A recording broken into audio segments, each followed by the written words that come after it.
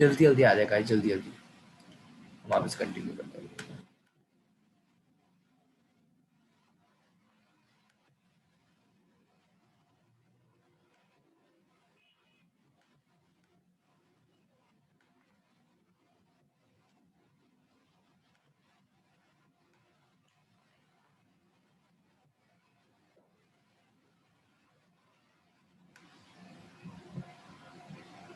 Okay guys, मैं वापस से कंटिन्यू कर रहा हूँ। अयान साहब बोलिए चैट में।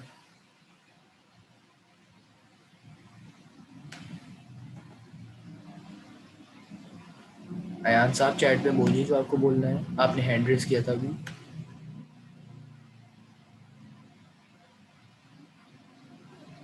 3 पॉइंट्स क्या थे, किस चीज के 3 पॉइंट्स अयान साहब?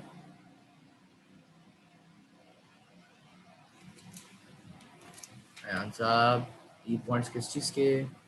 एग्रीकल्चर रिफॉर्म्स के 3 पॉइंट से सबसे पहला पॉइंट डैम्स का था कि नहीं, सर सबसे पहला पॉइंट डिवीजन का था, 12.5 एकड़ से कोई छोटी जमीन नहीं होगी। और दूसरा पॉइंट था उसका, क्या नाम है, क्या कहते हैं उसको, डैम्स। और यस, डैम्स का था, 3 डैम्स कंस्ट्रक्ट हुए थे और फार्मर्स को लोन्स दिए थे ताकि वो ट्यूबवेल्स लगाएं और ताकि उस पे कैनाल वाटर, उस पे कैनाल वाटर पे थोड़ा कम इरिगेशन, कैनाल इरिगेशन थोड़ा सा कम, बर्डन कम हो उसका, तभी।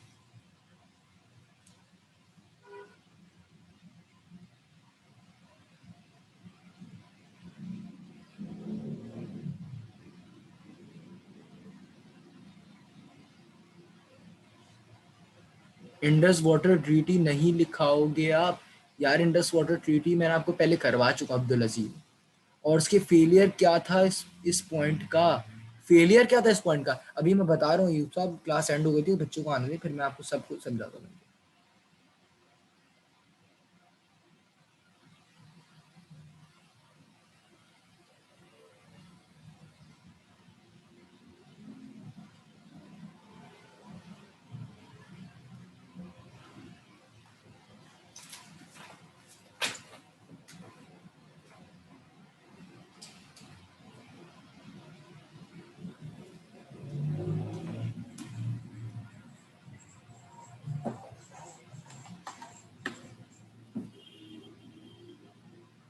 अच्छा जी, 12 आ चुके हैं तो मैं स्टार्ट कर रहा हूँ।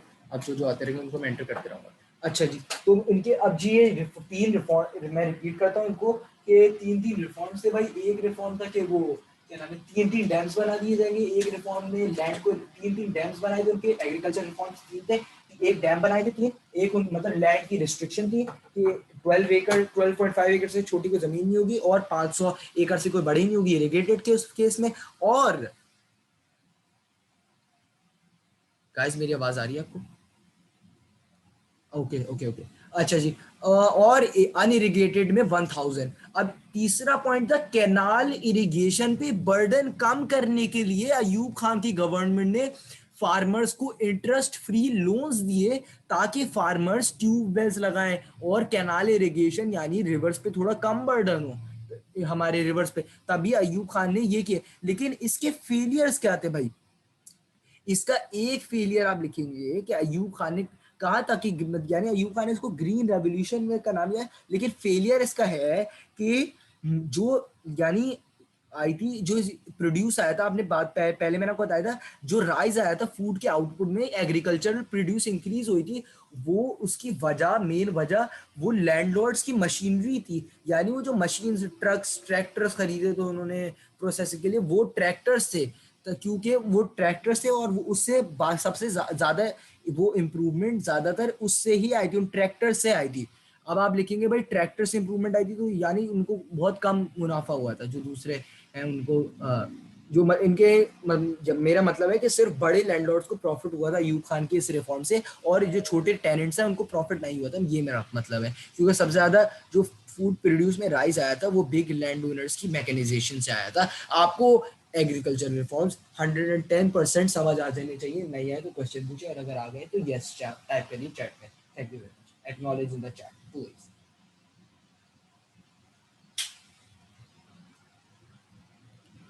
guys, acknowledge in the chat, acknowledge in the chat। सिर्फ अलीशा को समझ आया बस।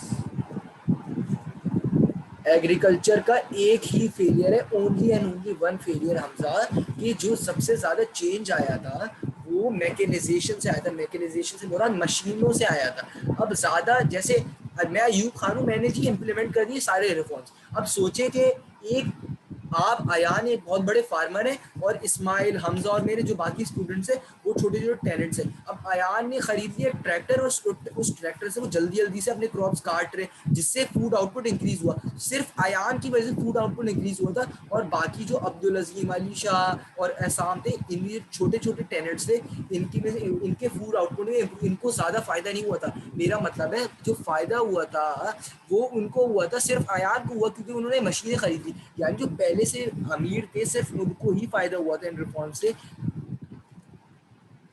समझ आया guys? Guys guys hello hello guys. तो जनरली हम क्या लिखेंगे कि सक्सेसफुल थे या नहीं, आउटपुट तो इंक्रीज हुआ था। अब भाई ऐसे नहीं आता कि वर्ड क्वेश्चन आता है 14 मार्क्स का। अच्छा सबसे पहले सारे क्वेश्चंस पढ़ लो। अमीर अमीर होते जा रहे थे और गरीब गरीब होते जा रहे थे। गरीब गरीब इतने ज़्यादा गरीब को वो नुकसान नहीं हुआ था, लेकिन जो सबसे ज़्यादा पाकिस्तान को फायदा होता है लैंडलॉर्ड्स का हो रहा था। या इसका मतलब है कि अयूब खान बोल तो रहे थे कि इंप्रूवमेंट आ रही है, लेकिन जो सबसे ज़्यादा इंप्रूवमेंट आ रही थी वो बड़े लैंडलॉर्ड्स की वजह से आ रही थी। अमीर अमीर होते जा, लैंडलॉर्ड को फायदा हुआ, लैंडलॉर्ड्स को जी बहुत फायदा हो रहा था जो जो मशीनें खरीदते थे।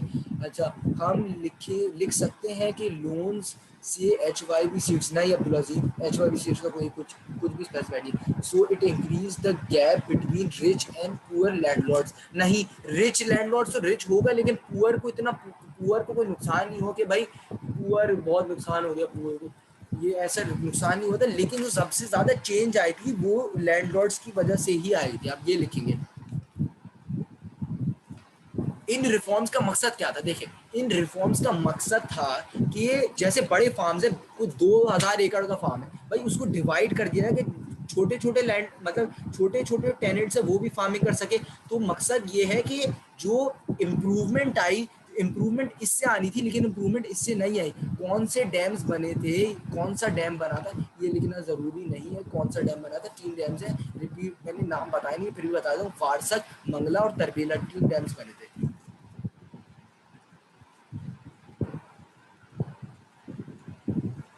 इस एग्रीकल्चर रिफॉर्म में फेलियर नहीं, पाकिस्तान को इससे ओवरऑल फायदा हुआ था, तो एग्रीकल्चर रिफॉर्म फेलियर नहीं है इसका। फायदा हुआ था, पाकिस्तान को बहुत फायदा हुआ था, एग्रीकल्चरल आउटपुट इंक्रीज हुआ था, लेकिन उससे हुआ, मैंने कहा कि फिर बता दो, उससे हुआ था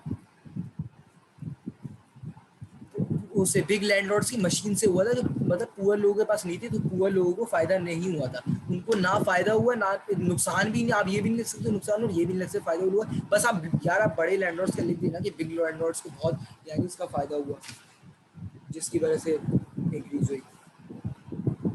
इसके बाद इंडस्ट्रियल रिफॉर्म्स है गाइस। अगर आपने why was it called the green revolution, देखिए भाई ये पौधे, खेत, जो अगर इनमें ज़्यादा इंक्रीज हो गई तो यानी ग्रीन हो रहा है हमारा इकोनॉमी, ग्रीन हो रही है। ग्रीन इकोनॉमी होने से मुराद के बहुत सारे एग्रीकल्चर और मतलब ये बहुत सारे पौधे और इन चीज़ों में इंक्रीज आ रहा है। तो ग्रीन, ग्रीन आप पौधों से रिलेटेड याद करें, ग्रीन रेवोल्यूशन, क्योंकि पौधे इंक्रीज हुए थे, आउटपुट इंक्रीज हुआ था। जब आउटपुट हवा से तो नहीं टपक रहा था ना सारे खेत में, और वीट हवा से तो नहीं टपक रहा था कि चावल भी हवा से बारिश हो गई कल चावल की सबने जमा कर लिए, वो आ रहा था, ग्रीन गिराने ज्यादा हो रहे थे ना, जिसकी वजह से हो रहा था। फॉरेस्ट्री भी इंक्रीज हुई थी। फॉरेस्ट्री, फॉरेस्ट्री यार नहीं यार, फॉरेस्ट्री कोई स्पेसिफाइड नहीं है यार साहब। गाइस किसी को कोई भी कंफ्यूजन है तो प्लीज बताएं, किसी को अगर नहीं है तो फिर यस लिख दे चैट बॉक्स में। समझ आ गया तो यस, अगर कंफ्यूजन तो क्वेश्चन।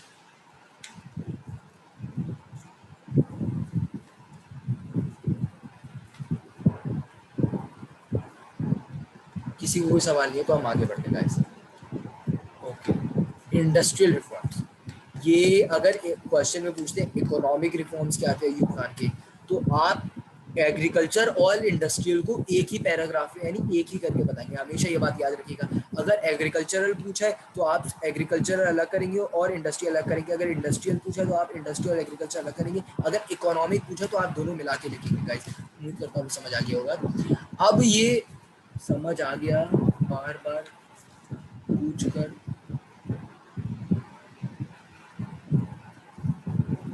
ओके गाइस, अच्छा अब इंडस्ट्रियल रिफॉर्म्स में क्या हुआ कि भाई अयूब खान ने मिनरल डेवलपमेंट कोऑपरेशन सेटअप की मिनरल एक्सप्लोरेशन के लिए। आप ये लिखेंगे कि अयूब खान की सबसे पहली सक्सेस लिखेंगे कि भाई मिनरल डेवलपमेंट कोऑपरेशन सेटअप हुई मिनरल को एक्सप्लोर करने के लिए। दूसरा भाई 1962 में एक ऑयल रिफाइनरी बनी थी कराची में ऑयल रिफाइनरी बनी थी जिसका नाम था द नेशनल रिफाइनरी। अब दो चीजें मैंने आपको बता दी हैं, सबसे पहली एक रिफाइनरी बनी थी कराची में, यहाँ कहाँ लिखा हुआ है यार, यहाँ लिखा ही नहीं है यार। प्लीज गाइस अपने आगे रजिस्टर लिखिए, अगर आपके पास नाइजर केली की बुक नहीं है, नाइजर केली की बुक है तो अंडरलाइन करिए इंडस्ट्रियल रिफॉर्म्स में, आपको मिल जाएगा, ये होगा शायद जी हो। यार बुक से करवा दो यार, मैं बुक से ही करवा रहा हूँ नाइजर केली की। आपको जो इंडस्ट्रियल रिफॉर्म्स है ना बुक से ही, बुक में होगा यार ये। ओके, अब बुक में आप देखें कि मिनरल डेवलपमेंट कोऑपरेशन, आपको एमडीसी मिनरल डेवलपमेंट कोऑपरेशन याद रखना है आपको गाइस। 2 मिनट में मैं आ रहा हूँ।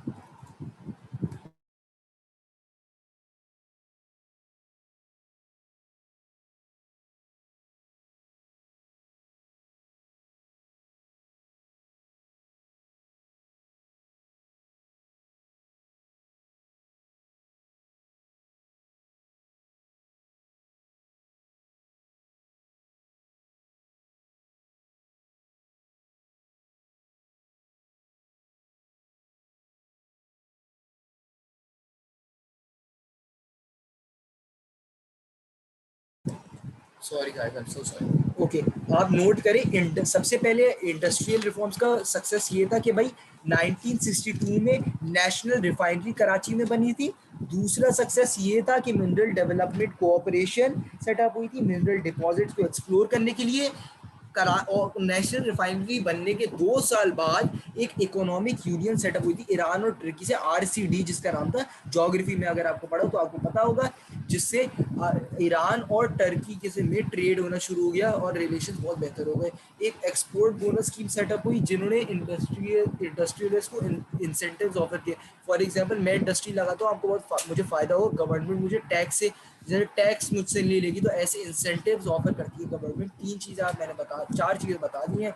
सबसे पहला 1962 में ऑयल रिफाइनरी, दूसरी 1964 में क्या नाम है 1964 में वो सेटअप हुई थी आरसीडी, और तीसरा हमारे पास वो क्या कहते हैं मिनरल डेवलपमेंट कोऑपरेशन का बताएंगे, जिसके वो किया मिनरल डिपॉजिट्स को एक्सप्लोर किया।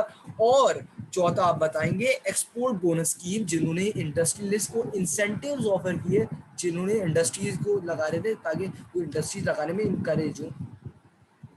अब इससे क्या हुआ भाई, इन ये जो इनके मेजर्स थे, इनकी इनकी मेजर्स की वजह से जीडीपी 7% तक जो पहुंच गई। GDP gross domestic production reach to 7%, India से 3 गुना ज़्यादा, बहुत ज़्यादा था ये। और इसके अयूब पाकिस्तान को एशियन टाइगर भी कहा जाता था, क्योंकि पूरे एशिया में सबसे ज़्यादा जीडीपी ग्रोथ पाकिस्तान की ही थी अयूब खान के टाइम में। लेकिन इस जीडीपी ग्रोथ के साथ साथ इनके अपोनेंट्स जो थे वो इसको बबल इकोनॉमी कहते थे। बबल इकोनॉमी क्यों कहते थे, क्योंकि ये जो जितनी ग्रोथ थी, ये सब इनके ग्रोथ के साथ साथ ये लोन्स भी लेते जा रहे थे। अयूब खान ने लोन्स लिए थे बहुत सारे, जो फॉरेन कंट्रीज थी सच एज यूएसए, जर्मनी और यूके। आप ये आपको कंट्रीज के नाम या बस यूएसए याद कर लें आप, काफ़ी होगा। इन्होंने बहुत सारे डेवलप्ड कंट्री से लोन्स लिए थे, जिसकी वजह से इसको बबल, इनकी इकोनॉमी को बबल इकोनॉमी कहा जाता है। क्योंकि इनकी मतलब ये आप लिख सकते हैं, नोट कर लें, बबल इकोनॉमी अयूब खान की इकोनॉमी को कहा जाता था। 7% तक इंक्रीज हो रहा था जीडीपी, फिर भी पाकिस्तान डिपेंडेंट हो रहा है फॉरेन ट्रेड तक।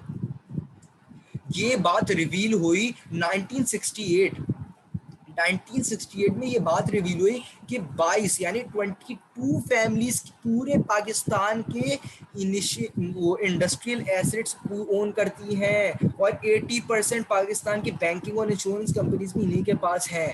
22 families owned 66% of industrial assets. मैंने पढ़ा है कि लोकल इंडस्ट्री को प्रमोट करने के लिए टैरिफ भी लगाई इंपोर्ट में। आपने पढ़ा होगा तो आप लिख दिएगा, बहुत जबरदस्त ये लगाई होगी। मैंने इंसेंटिव्स बोला है, इंसेंटिव्स में ये सब चीजें शुमार होती हैं। अब्दुल अजीम मकार है। ओके, अब मैं क्या जी जी मैं इंडस्ट्रियल में मैंने रिपीट करता हूँ मैंने क्या कहा था। मैंने 4 चीज़ें बताया आपको इंडस्ट्रियल में। सबसे पहला बात मैंने आपको बताई कि 62 में हमजा साहब ने फेलियर का है।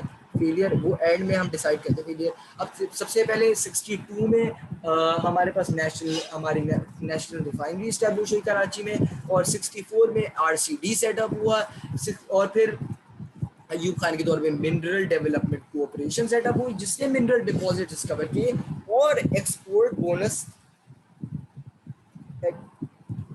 बोनस स्कीम्स भी सेटअप हुई जिसने इंसेंटिव्स ऑफर किए इंडस्ट्रियलिस्ट्स को। लेकिन ये 4 सक्सेसेस के साथ साथ आप फेलियर भी लिखेंगे कि as this happened Pakistan got dependent on Pakistan became dependent on foreign aid because it took loans from developed countries such as USA। अच्छा जी, तो एक फेलियर ये हो गया कि लोन्स लिए और बबल इकोनॉमी कहा जाता है। दूसरा फेलियर है कि 66% 22 फैमिलीज के पास 22 फैमिलीज के पास पाकिस्तान की 66% ऑफ इंडस्ट्री थी। 22 फैमिलीज के पास पूरे पाकिस्तान की 66% ऑफ इंडस्ट्रियल एसेट्स थी, यानी इंडस्ट्री और ये सब नया और ये सब 66% थी। 20 और इन्हीं 22 फैमिलीज के पास पाकिस्तान के 80% इंश्योरेंस कंपनीज भी इन्हीं के हाथों में थी। और ये ज़्यादातर families Pakistan was known as dash due to high GDP। Please repeat, Asian tiger क्योंकि पूरे एशिया में पाकिस्तान की हाईएस्ट GDP ग्रोथ थी, तभी पाकिस्तान को एशियन टाइगर कहा जाता था।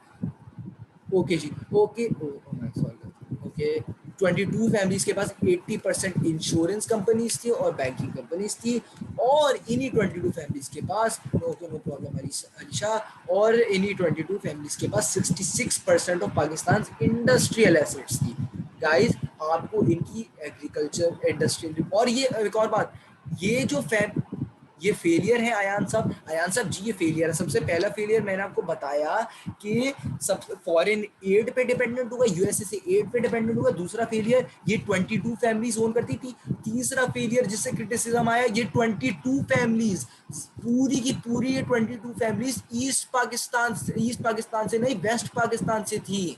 इनमें से एक फैमिली भी ईस्ट पाकिस्तान से नहीं थी। All these families were from west Pakistan, जिससे ईस्ट पाकिस्तान में बहुत रिजेंटमेंट पैदा हुई। गाइस आपको इंडस्ट्रियल और एग्रीकल्चर रिफॉर्म्स, जिनको कलेक्टिवली इकोनॉमिक रिफॉर्म्स कहते हैं, ये 120% समझ आ गया है या नहीं?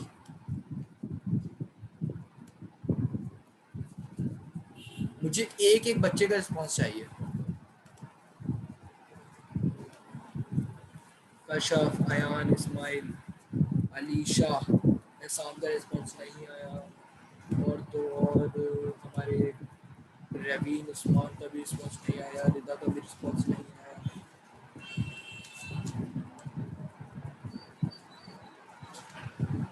I want everyone to respond, every participant. Respond please. अच्छा जी, डाउनफॉल ऑफ अयूब खान से पहले मैं आपको और रिफॉर्म्स बताता हूँ जो आपकी बुक नाइजर कैली में लिखे होंगे, लेकिन सर हमजा ने ये इन रिफॉर्म्स को लिखने की जहमत नहीं की, जिसकी वजह से जो मैं आपको बताने चाह रहा हूँ, अब तो उसको नोट कर लीजिए प्लीज।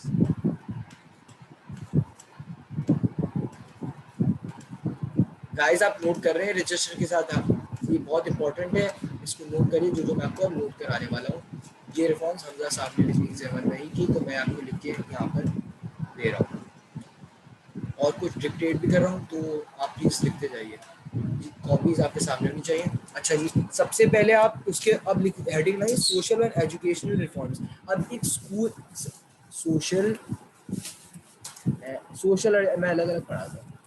सबसे पहले एजुकेशनल की हेडिंग डालिए, एजुकेशनल रिफॉर्म्स। यस, मैं बुक में मार्क कर रहा हूँ। ओके ओके, मार्क कर लीजिए बुक में। बुक में होंगे ये सब आए, मुझे यकीन है क्योंकि मैंने बुक से भी पढ़ा है, अपने नोट से भी पढ़ा है। ओके। अच्छा जी, एक नया करिकुलम ड्राफ्ट हुआ।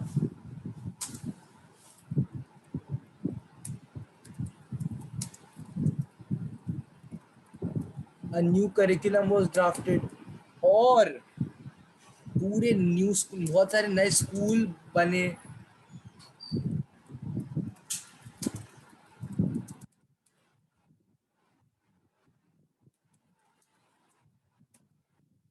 मजीद ये कि अभी हम पहले एजुकेशन कर लेते हैं, और तो और बहुत सारे जो ट्रेन मतलब नर्सेस को ट्रेन करने के लिए, डॉक्टर्स को ट्रेन करने के लिए, nurses and doctors were trained इन,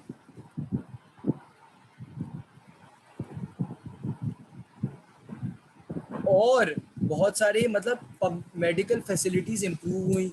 नहीं सॉरी सॉरी, एजुकेशन बता दें, मैंने मेडिकल में सोशल बता रहा हूँ। अब सोशल बुक में मार्क कर लीजिए, अगर बुक नहीं है तो फिर अपनी जो उसमें वो मार्क कर लीजिए, सोशल रिफॉर्म। इसमें क्या हुआ कि सबसे पहले रेफ्यूजी क्राइसिस को हल करने का एक वो, रेफ्यूजी क्राइसिस में लिखेंगे आप, जो शेल्टरलेस पीपल थे, shelterless people were given given home. कैसे भाई, कैसे इनको होम दिया गया कि, अब अगले पॉइंट में लिखें कि जो आप दो दो तरीकों से दिया गया था, 2 पॉइंट्स है जिससे दिया गया था। नंबर 1 आप हेडिंग डालेंगे और उसमें लिखेंगे कि फैक्ट्री जो ओनर्स थे, factory owners were told to give accommodation with cheap rent to their workers. Cheap rent में जो वर्कर्स होते थे, ताकि जो जो इंडस्ट्रीज में काम कर रहे हैं वो तो जल्दी जल्दी अकोमोडेट होते थे, जो वर्कर्स हैं वो अकोमोडेट होते हैं। दूसरा आप लिखेंगे नंबर 2 के जो एक वो मिनिस्टर थे हमारे, आजम खान थे शायद, कौन से मिनिस्टर यार, हैबिलिटेशन, यस, हैबिले rehabilitation rehabilitation minister Azam Khan habilitated 75,000 refugees, 75,000 refugees को कराची में एकोमोडेट किया गया। कराची में नए नए घर बनाए गए और रेफ्यूजीज जो थे उन्हें कराची में घर दिया गया। और तो और इन कुरंगी नहीं आया साहब, कुरंगी में नहीं, कराची कराची कराची लिखा है। ओके। और तो और एक और मतलब जो सोशल शेल्टरलेस पीपल का ये हो गया, और इसके बाद और रिफॉर्म्स आते हैं कि ही encouraged people to keep small families. He encouraged people to keep small families, जिसके लिए he started many programs funded by American loans. यानी उन्होंने बहुत प्रोग्राम स्टार्ट किए जिसको अमेरिकन लोन। गाइस मैं आपको इन अयूब खान के पूरे सक्सेसेस और फेलियर्स पे वो भेज रहा हूँ। मैंने उसमें लिखा हुआ है, मैंने एक आंसर है, क्वेश्चन का आंसर उसमें लिखा हुआ है अपनी कॉपी में, तो भेज रहा हूँ पूरे, वो डिटेल्ड है, उसमें एक एक डिटेल मैंने लिखी है, एशियन टाइगर और हर चीज़ लिखी है। उस क्वेश्चन का आंसर मैंने लिखा है, तो मैं आपको भेज रहा हूँ। सक्सेसेस फेलियर्स हर किसी की लिखी है, तो आप लोग को आसानी होगी, मैं भेज रहा हूँ उसके। अच्छा, अभी मैं इस पे भी आपको करूँगा, इधर स्क्रीन पे भी शेयर करूँगा, भेज दूँ। ताकि हम रिवाइज कर सकें।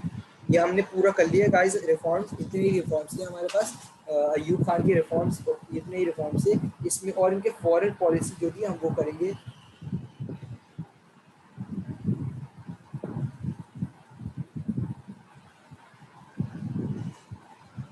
अच्छा ओके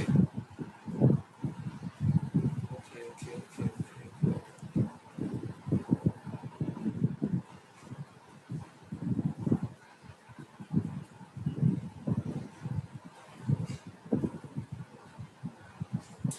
गाइस मैंने इसमें ये मतलब रिसर्च करके बहुत सारी चीज़ें लिखी थी, तभी मैं आपसे ये शेयर कर रहा हूँ। आप इसके ग्रुप में मैंने भेज दी है, तो आप इसके ग्रुप में भी, और मैं आपको अभी ये शेयर करके भी यहाँ पर बता दूँ।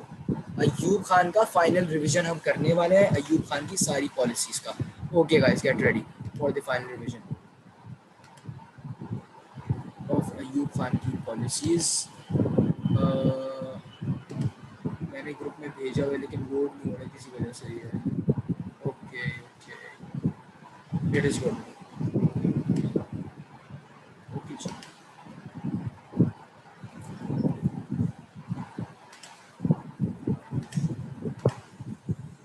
गाइस, आपको मेरी स्क्रीन व्हाट्सएप पे नज़र आ रही है? पॉलिटिकल रिफॉर्म्स लिखे हुए नज़र आ रहे हैं आपको गाइस?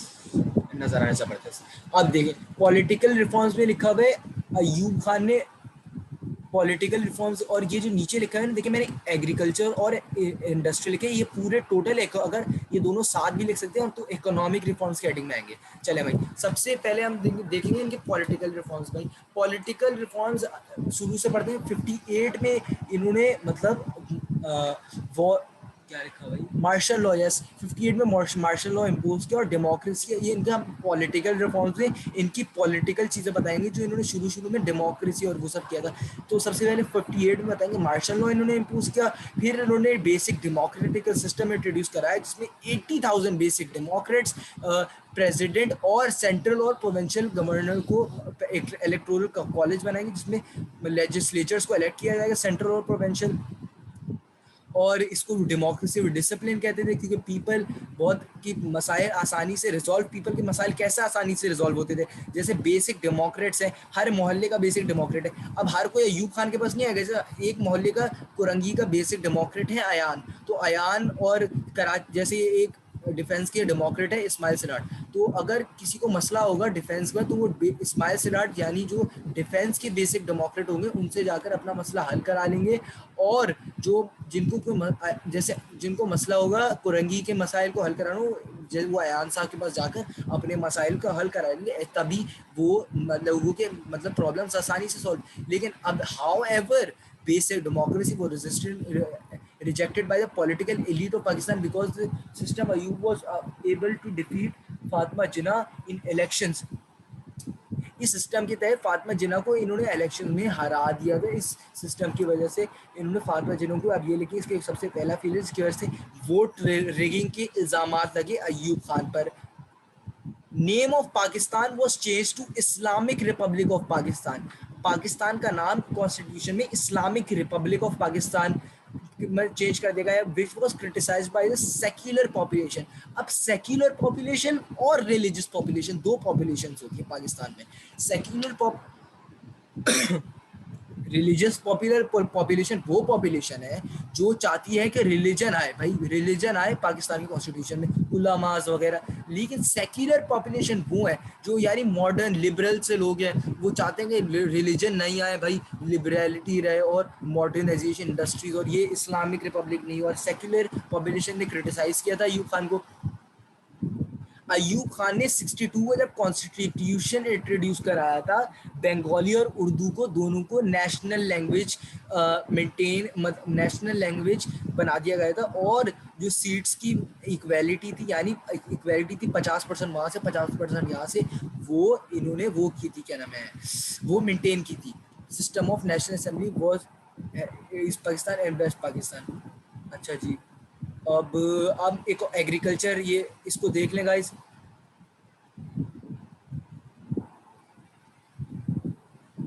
और एक और फेलियर एग्रीकल्चर फॉर्म का, यहाँ मैंने लिखा, मैं बताया भूल गया, कि जो लैंड है वो कुछ लोग अपने रिश्तेदार को, जैसे उनकी ज्यादा लैंड है उनको देनी है तो अपने रिश्तेदारों को दे देते थे। भाई मैंने, जैसे मेरे रिश्तेदार इस्माइल और अलीशा है, तो मैंने अली इस्माइल को आधी अपनी जमीन दी, आधी, और मतलब ऐसे इनके रिफॉर्म्स थोड़े से मतलब वो है जिसकी वजह से अंडरमाइन हो गए इनके रिफॉर्म्स। और तो और ये 7 जो आप 80% ऑफ ये assets, 22 family, 60% of industrial assets, 80% of banking and insurance assets, ये 80% ऑफ अलग दिख मेरे इंडस्ट्रीज। अच्छा जी, वो और ये स्टैब्लिश 7% जीडीपी ग्रोथ थी, एशियन टाइगर कहा जाता था, एक्सपर्ट से बबल इकोनॉमी कहते थे क्योंकि, और फेलियर पे लिखा हुआ है इसका, क्योंकि ये सब लोन्स ले लेकर किया जाता था guys.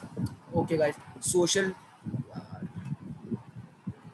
Social reforms, yes, social reforms में मेंशन करेंगे कि भाई फैमिली प्लानिंग प्रोग्राम्स इंट्रोड्यूस कराए, चाइल्ड मैरिजेस पे बैन लगा दिया, भाई जो 16 साल से नीचे का वो शादी नहीं कर सकता। अब पॉलीगैमी पर इन्होंने रिस्ट्रिक्शन कैसे लगाई, कि इन्होंने कहा कि भाई जो भी मतलब मैरी करेगा ना उसे गवर्नमेंट के पास रजिस्टर कराना पड़ेगा। इसने डिस्करेज किया पॉलीगैमी का, ताकि लोग मतलब कम करें और फिर पॉपुलेशन रिड्यूस हो पाकिस्तान की। लेकिन ये रिफॉर्म्स उलमास ने क्रिटिसाइज किया, क्योंकि फैमिली अब क्योंकि इस्लाम में बिलीफ है कि भाई हर किसी का रिस्क अल्लाह जब इस बंदे को उतारता है उसका उसके रिस्क भी उस इंसान के साथ ही उतारता है। और उलमास कहते थे भाई उनका रिस्क, उनका आपको क्या, ये क्या प्रोग्राम्स हो रहे कि नहीं, और ये नहीं होना चाहिए। तो ये बहुत रिलीजियस फ्रैक्शन ने अयूब खान का बहुत प्रोटेस्ट किया। अयूब खान की पॉलीगैमी क्या होती है? पॉलीगैमी होती है एक से ज्यादा शादियां, दूसरी शादी, तीसरी शादी और चौथी शादी को पॉलीगैमी कहते हैं। अब्दुल अजीम मकारिम, मैं हैरान कि आपको पता नहीं है। ओके, अब फॉरेन पॉलिसी में आते हैं। फॉरेन पॉलिसी वो थे जो इंटरनेशनली हमारे रिलेशंस थे और इंटरनेशनल ट्रीटीज थी। अब अयूब खान ने इंडस वाटर ट्रीटी का सबसे पहले बताएंगे, ये जी इंडस वाटर ट्रीटी साइन कराई। इंडस वाटर ट्रीटी साइन कराने के साथ साथ इन्होंने इंडिया के साथ इंडस वाटर ट्रीटी साइन किया, और वाटर फॉर एग्रीकल्चर। आप इसके साथ सक्सेस से लिखेंगे, इसका हुआ क्या भाई, इंडस वाटर ट्रीटी से इसका सक्सेस ये है कि अब पाकिस्तान को वाटर मेरा एग्रीकल्चर के लिए। अयूब खान ने U2 क्राइसिस यूएसएसआर के साथ रिजॉल्व कराया। अगर आप रिलेशंस पढ़ेंगे तो एक U2 क्राइसिस में, U2 क्राइसिस हुआ था कि यूएसए का एक प्लेन था U2 जिसका नाम था, वो पाकिस्तान के एक मिलिट्री बेस पे खड़ा, मतलब वो रशिया पे स्पाई कर रहा था, पाकिस्तान की मिलिट्री बेस से लॉन्च हुआ था। तो यूएसएसआर जब उन्होंने इस प्लेन को पकड़ लिया था, यानी क्रैश कर दिया था, और इसके पायलट को पकड़ लिया, तो उस पायलट से उसने मार मार के उससे सारी बातें खुलवा ली, सारे राज खुलवा लिए। इस राज खुलवाने की वजह से पाकिस्तान जो थी उसको एम्बेरस, क्योंकि भाई प्लेन कहाँ से लॉन्च होता, पाकिस्तान की मिलिट्री बेस। ओके जी, अब हम पढ़ेंगे कि पीस अग्रीमेंट। भाई नो सॉरी, इसका पढ़ेंगे 65 की जो वॉर हुई थी उसमें मतलब पाकिस्तान ने बहुत सारी डिफेंड किया था अपने आप को, डिफेंड कर सकते थे, बहुत सारी इंडियन टेरिटरीज भी कैप्चर की थी। लेकिन जो पीस ट्रीटी पाकिस्तान और इंडिया के बीच टाशकेंट ट्रीटी साइन हुई थी, अयूब खान ने को बहुत सारे लोगों ने मतलब क्योंकि इंडिया के साथ कश्मीर के कोई कॉम्प्रोमाइज नहीं निकाला, बहुत सारे अयूब खान पे इल्जाम लगे कि भाई इंडिया से आपने क्यों नहीं निकाला, मतलब ये करा। और इंडिया को जो टेरिटरीज कब्जा की गई थी पाकिस्तान की तरफ से, वो सारी टेरिटरीज इस ताशकंद ट्रीटी में पीस की अलामत के लिए इंडिया को वापस दे दी गई थी, जिसका क्रिटिसिज्म अयूब खान पे आया। लिखे आरसीडी हाईवे उन्होंने डेवलप कराया जो कनेक्ट पाकिस्तान, लेकिन इसका फेलियर है कि वो आरसीडी पूरा नहीं हुआ था। अगर आप आरसीडी हाईवे पे सफर करें तो वो ईरान पे जाके रुक जाएगा और टर्की तक नहीं जाएगा, क्योंकि वो कंप्लीट नहीं हुआ था। गाइस, अयूब खान की पॉलिसीज हमने धमाकेदार तरीके से कर लिए, तो अगर आपको समझ आ गया तो यस करिए, नहीं समझ आया तो नो करिए, और नो के बाद अपना सवाल पूछिए। ये सारी फोटोज ग्रुप पे भेज चुका हूँ मैं। Guys, please reply to me.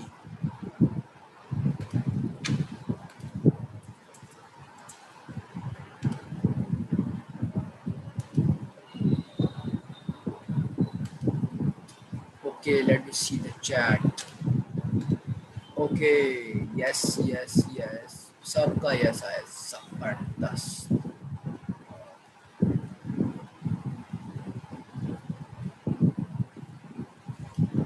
Ayaan साहब ने क्वेश्चन मार्क्स भेजेगा, खैरियत।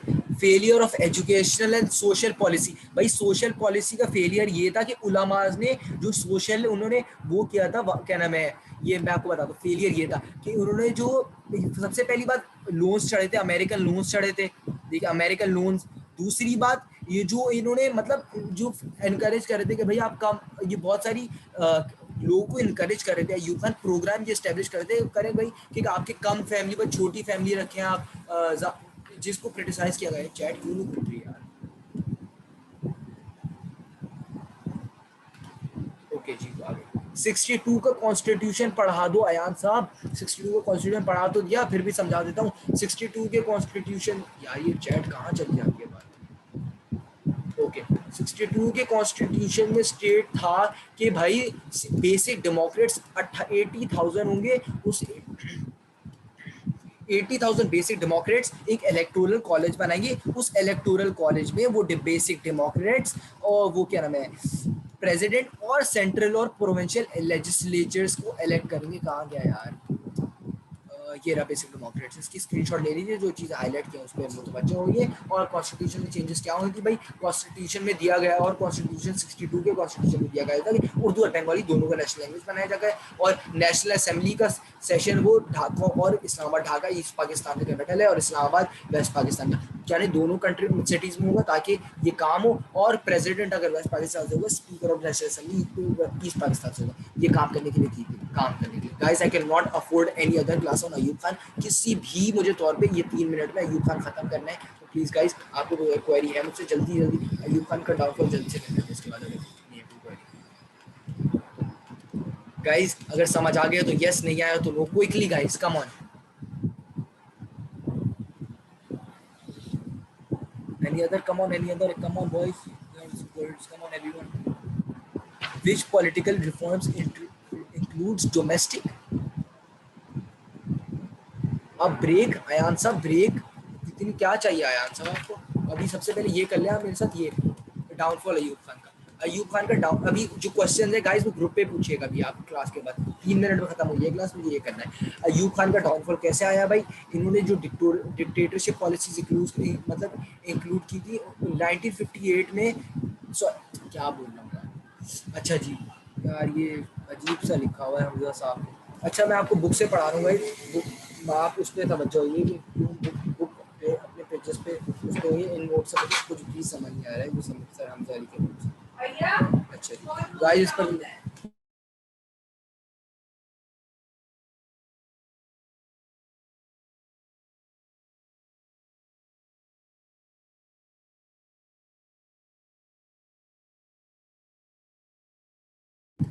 ओके गाइस, अपनी उस पे बुक पे तवज्जो दीजिए, अंडरलाइन करिए, और ये अयूब खान के डाउनफॉल के रीजंस मैं आपको एक्सप्लेन करने वाला हूँ। हमजा साहब के वाले मुझे समझ में नहीं आ रहा। सबसे पहले अयूब खान के डाउनफॉल का रीज़न है कि भाई अयूब खान जो थे उनके खिलाफ बहुत सारे वोट रिगिंग के इल्ज़ामात लगे हुए थे कि भाई उन्होंने वोट रिग किया है, और ये सबसे पहले इन्होंने वोट, मैं आपको पहले हर चीज़ में समझा चुका हूँ, वोट रिगिंग में।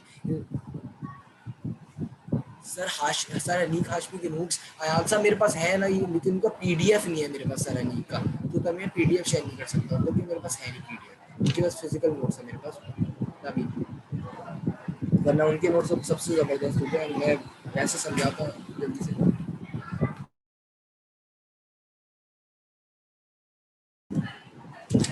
ओके गाइस, इनकी डाउनफॉल के रीजंस मैं आपको पढ़ाने वाला हूँ। सबसे पहले जो इनके खिलाफ अनरेस्ट शुरू हुआ था कि डेमोक्रेटिकल एक्शन शुरू हो गया था इनके खिलाफ, बहुत सारी जो पॉलिटिकल पार्टीज थी उनके खिलाफ यूनाइट हो चुकी थी, उन पॉलिटिकल पार्टीज को अयूब खान ने अरेस्ट कर लिया था, लेकिन अयूब खान ने क्या नाम है, अब उनके खिलाफ पॉलिटिकल ऑपोजिशन, इनका डाउनफॉल का सबसे पहला रीजन है political opposition.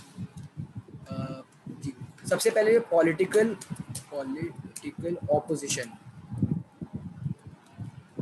Zulfikar Ali Bhutto finance minister Pakistan के, उनको इन्होंने रिमूव कर दिया अयूब खान ने। अब जुल्फिकार अली भुट्टो ने अपने साथ बंदे जमा किए और अयूब खान को अपोज करने लगे, तो आप लिखेंगे अयूब खान अब वाज फॉरेन मिनिस्टर, मैं गलती से फाइनेंस मिनिस्टर बोल रहा था। अच्छा, he Ayub Khan was highly opposed by the foreign minister Zulfikar Ali Bhutto who gained huge support. many people were discontent with the government and there were many of मतलब क्या नाम है, his political opponents were campaigning against him all over the country. He was arresting them but there was still unrest which also was in East Pakistan, यानी वो arrest हो रहे थे लेकिन फिर भी उनके खिलाफ खत्म ही नहीं हो रहे थे। उन्होंने यानी उनको जो ऑपोजिशन थी उनको जेल से निकाला और उनसे कोई अग्रीमेंट करने का फैसला करने लगे। लेकिन अब जो उनके बेसिक डेमोक्रेट्स थे ना, उनके बंदे, वो ही रिजाइन कर दिए, यानी उनकी कोई सपोर्ट नहीं रही थी, तभी उन्होंने रिजाइन कर दिया और उनकी सपोर्ट चली गई। अब दूसरी रीजन पढ़ेंगे, जो वोट रिगिंग के इल्जाम, उनके ऊपर बहुत पहले से वोट रिगिंग के इल्जाम